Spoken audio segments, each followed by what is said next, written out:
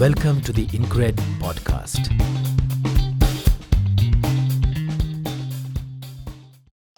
Hello and welcome once again to the InCred Podcast. Our podcast this week is one that is very special for us because it's been made especially for the Mental Health Week that's ongoing right now. And for today, the speaker that we have is someone who works in this field, and she's the founder of MindRoot, which is an online counseling platform. She has been in this field for over 10 years now. She earned her master's degree in 2010, and she has spent her time gathering first-hand experience at various hospitals and at rehabilitation centers. So we're really looking forward to an insightful conversation with Miss Labdhi Shah. Okay, hi, Labdhi. Welcome to the InCred Podcast. We are very, very happy that you've joined us during this Mental Health Week. So we welcome you to our podcast. Thank you so much. Thank you so much for having me here. Great. So my first question to you is, about the perception, and this is specifically in India, the perception that people have had towards mental health. What were we at, and how has it evolved over the years? All right. So, Bhavna, firstly, the fact that we are doing the podcast today, it brings to light that the idea of doing podcast and having people hear about mental health itself is a step further, closer towards being aware and knowing of how the world around is evolving, and it's kind of taking a lead where physical health was always primary and of most importance, but so is now mental health catching up. Now, as far as my journey goes, I've been in this profession for the last 10 years. I run a mental health clinic with the name of MindRoot, where I practice as a psychologist, but no, I don't restrict myself just to the number of people I see because I want to reach out to more people. So we've now expanded to doing social media, daily mental health updates. So now MindRoot is going to be open to all platforms, Facebook, Instagram, Snapchat, YouTube, Twitter. The fact that there is so much reach and something that wasn't available before is itself showing us that people are understanding the importance of mental health. 10 years ago, when I would tell people that I'm a psychologist, they wouldn't even know or understand what that is. They don't know what mental health therapists are. And the typical idea is pagal ka doctor, because that's the term as Indians we've widely used.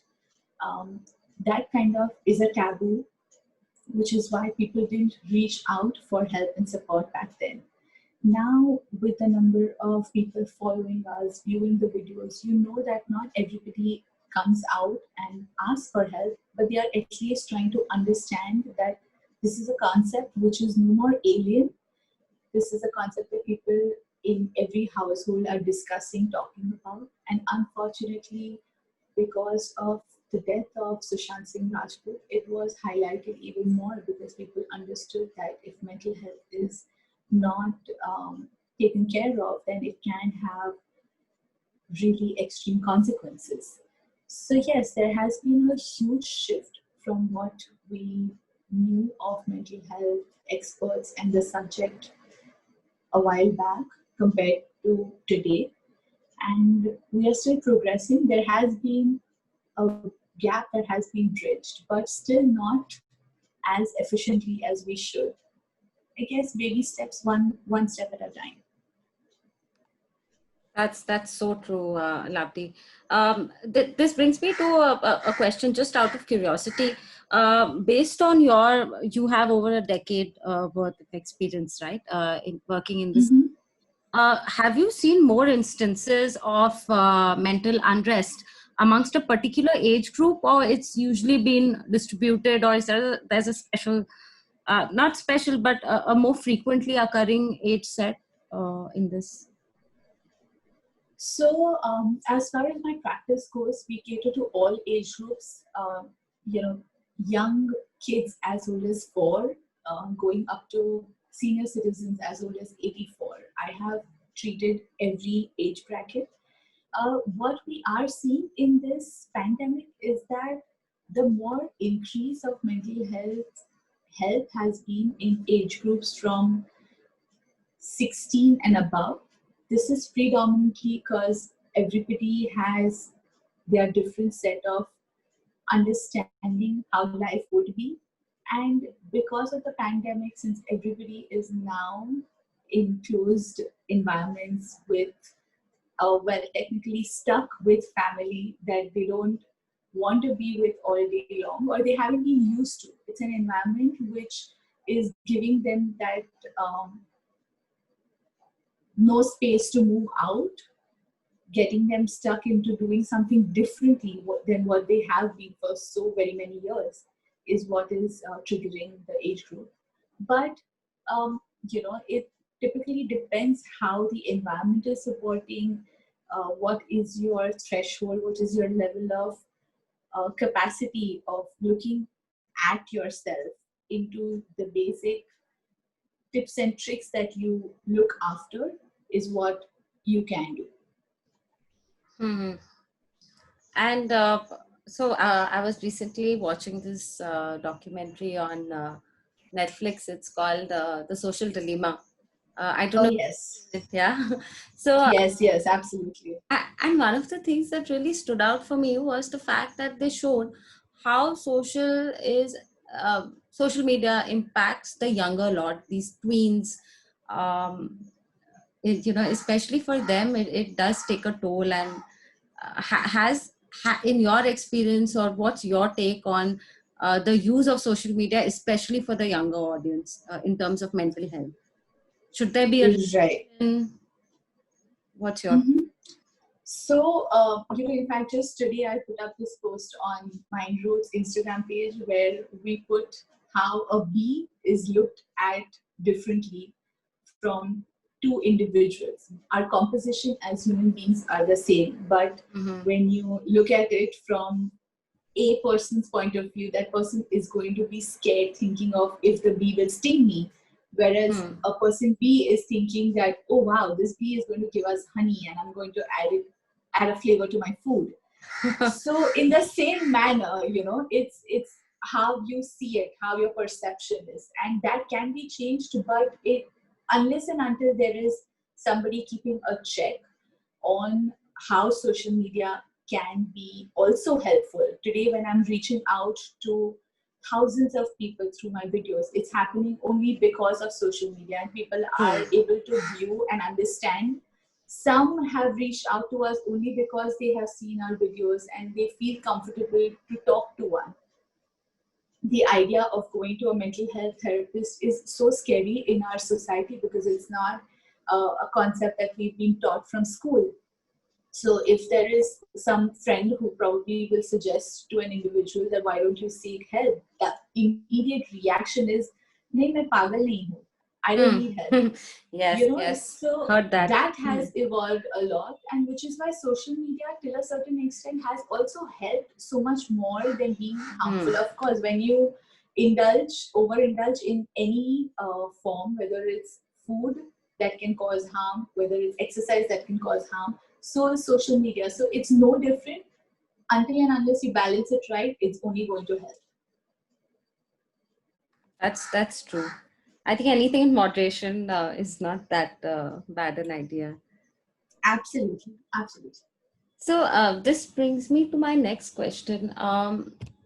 Many times people don't know that they are actually going through some mental health issues, because especially in cities, fast-paced cities, people don't have time to actually sit back and think if anything's up, if something's amiss.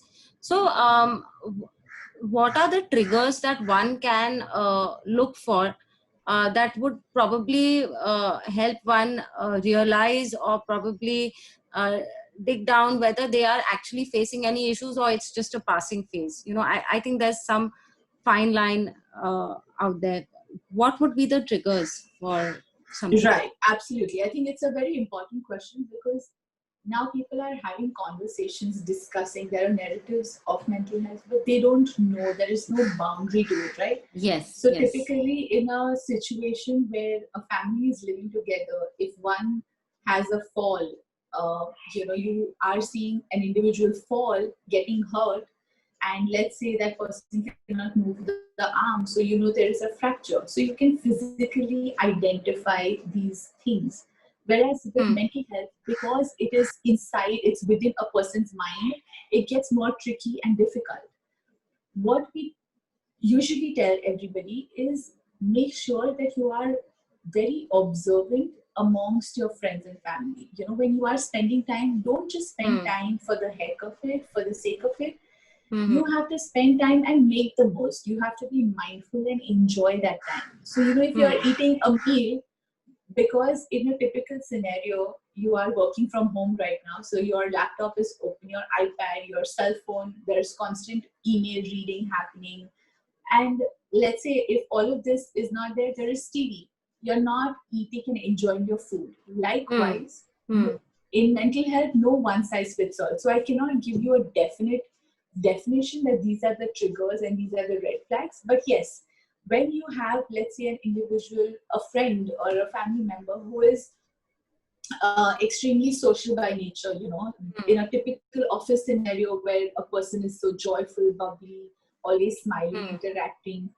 Now, obviously, all the calls are on Zoom. So if you are identifying, let's say, somebody who's extremely unhappy, sad, not coming on meetings in time, not being able to deliver their assigned project or whatever work is given, to be able to understand that there is a family member who doesn't want to get up, who wants to sleep for hours together, or who's constantly crying. Somebody may not even do basics like brushing your teeth or showering, not eating your meals in time.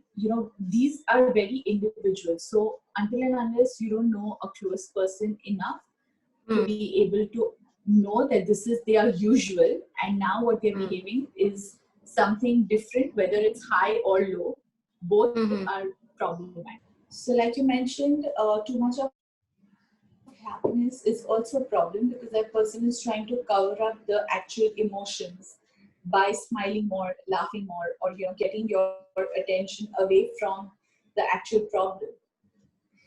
When you see something like that, identify it. Even if, mental health is not necessarily only for extreme situations. We tell people, even if you're going through a breakup, it may be a small emotional bump in your life, in your journey, but you must seek help. If you are shifting jobs, if you've lost a close family member, and obviously in this pandemic, a lot of people have lost their close ones.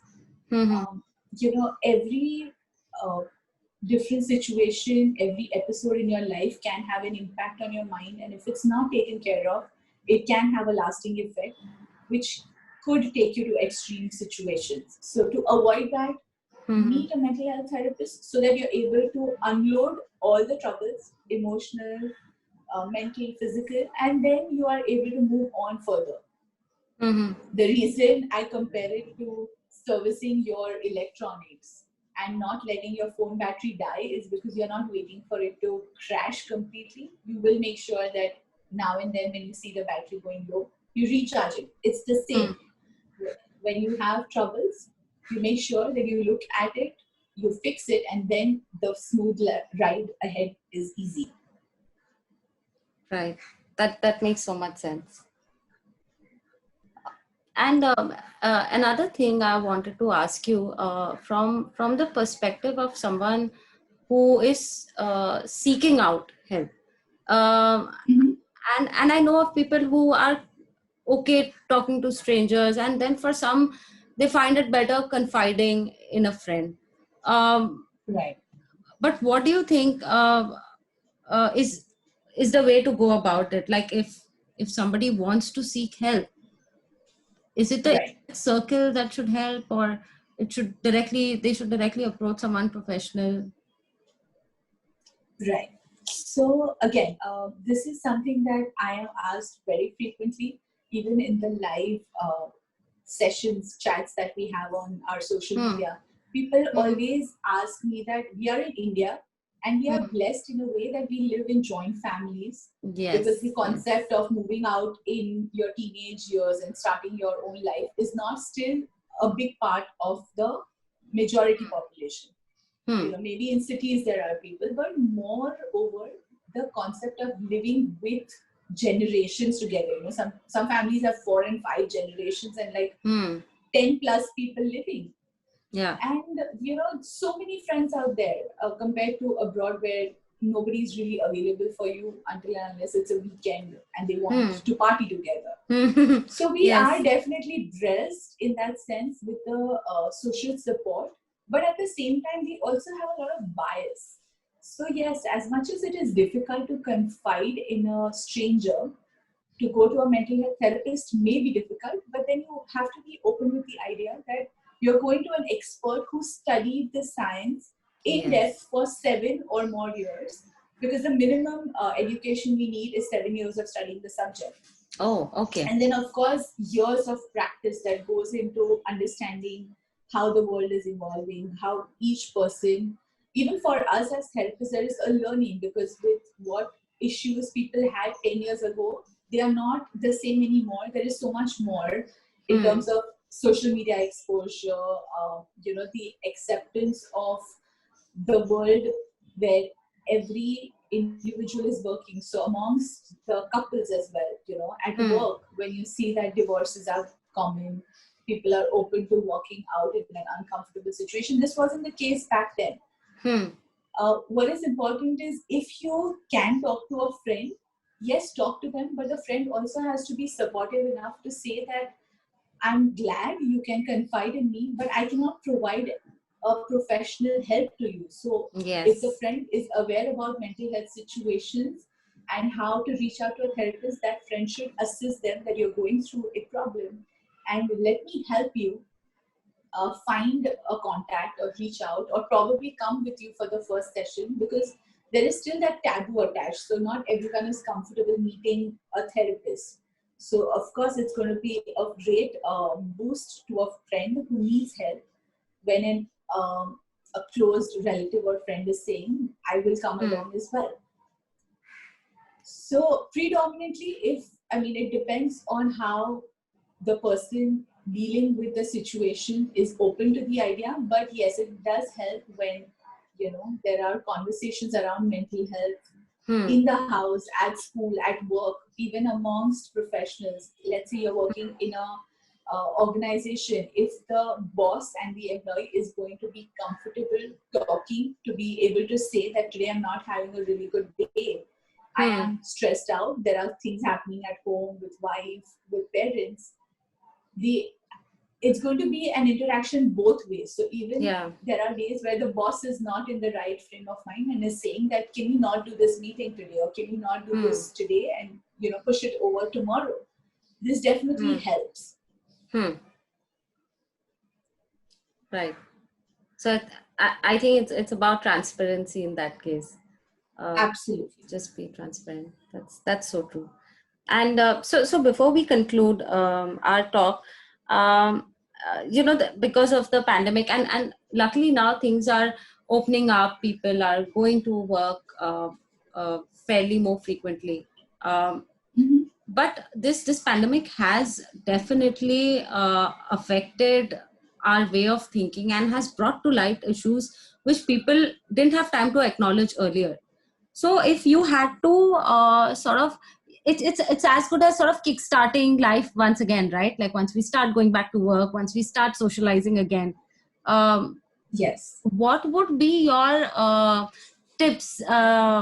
You know, if you had to just give, like, say, probably 3-5 tips that one can follow in order to avoid a burnout, in order to avoid a mentally stressful situation. Like, what would be your tips for a happier mental health?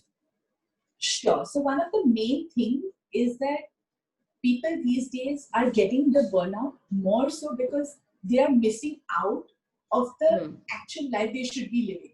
So let's say I want a promotion at work, and so I'm missing all my socials at home. I'm missing the time that I could spend with my family, whether it's meals, birthday parties, anniversaries, things like I have a goal to achieve. My weight should be so and so. The ideal image should be so. So I will stop eating on my good food.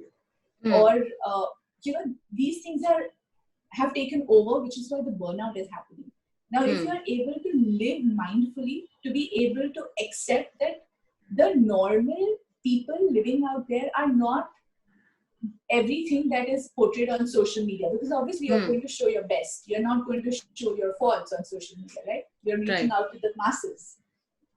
To be able to do one thing at a time instead of multitasking, trying to conquer the world, to journal your thoughts, these are things which are vitally important. Self-care, we give complete and honest importance to, because to be able to use all your senses, so sound, smell, taste, touch, sight is extremely important. Sound, how can one really make the most of? By listening to calming music, meditation.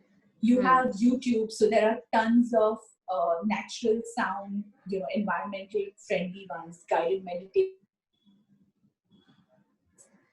Smell, you have tons of candles, aromatherapy, all these things are now a part of the usual shopping that people do. So when you pick these things, make sure you don't stock it in your storage, you make use of it. Right? Even the touch sense is so important, because just sleep in soft blankets will give you a complete, comfortable sleep, so that you can rejuvenate yourself through the night and then kickstart for the next morning.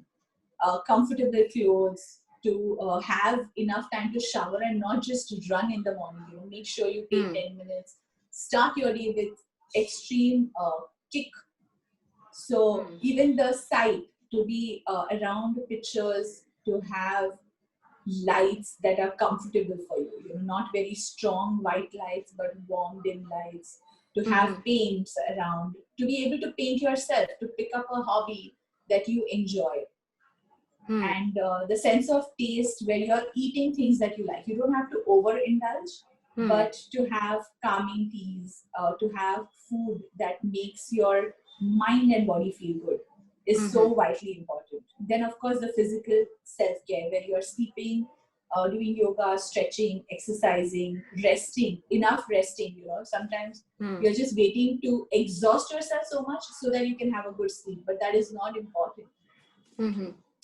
To intellectually make sure you have enough self-care. So you take up a new hobby, or learn a new instrument in terms of playing music, to be able to take up a short course and get yourself that time to learn something new. Right. Then there is social self-care, where you want to be on social media, but not just continuously scrolling down the feeds. You want to make it more meaningful, where you are reading the content, where you are actually absorbing what it means, instead of just scrolling through next. To be able to network and spend quality time with people who help you, or who leave a positive impact in your life. Right. With people at work, because that's predominantly your brand that works around. To have occupational self-care, where there is positive time management, there are work boundaries. People are able to balance their work and life. They're able to take breaks when needed. They're able to have positive energy around with employees and friends around. Also, financial self-care, where you are making sure that you're saving enough, you are treating yourself occasionally, gifting yourself, having the right money management, basically. And thinking long-term what you want for your future. And then last but not the least is the emotional self-care, where you remind yourself to stay positive, to keep smiling, accept yourself. If you have stretch marks, they are your strides that have come with years of experience. So don't try to have these body image issues. It's okay to be a normal person who has lost weight, gained weight. That cannot be a primary importance of your life. To be able to practice being mindful in everything you do. You can make mistakes, but you grow from them. So, keep doing these little things that can help you on a daily, time to time basis that keeps you in check, and you will be good. Great. That was some really good advice. In fact, I think I'm going to start following much of what you said. So thank you so much, Labdhi. I think that was a very interesting conversation. I hope all those who will listen to the podcast will get much out of it. If you have any sort of parting message, any one line you want to tell us, for those who are actually going through some mental issues but probably are not strong enough to say it out loud, and for people who probably are not yet empathetic enough to realize that such issues are as serious as they should be treated. So anything that you would want to say before we sort of conclude today? So, one thumb rule is what I want to tell everybody. The thumb rule is that mental health is as important as physical health. If you get a running nose, you reach out to a doctor and take medication. The same way your best. So if you think you identify there is something, take a session. Feel free to reach out to any mental health therapist. Remove your burden off so that it can help you lead an extremely comfortable journey ahead. Great. All right. Thank you. Thank you so much, Labdhi. It was amazing speaking. Thank you so much for having me. Thanks for your time. And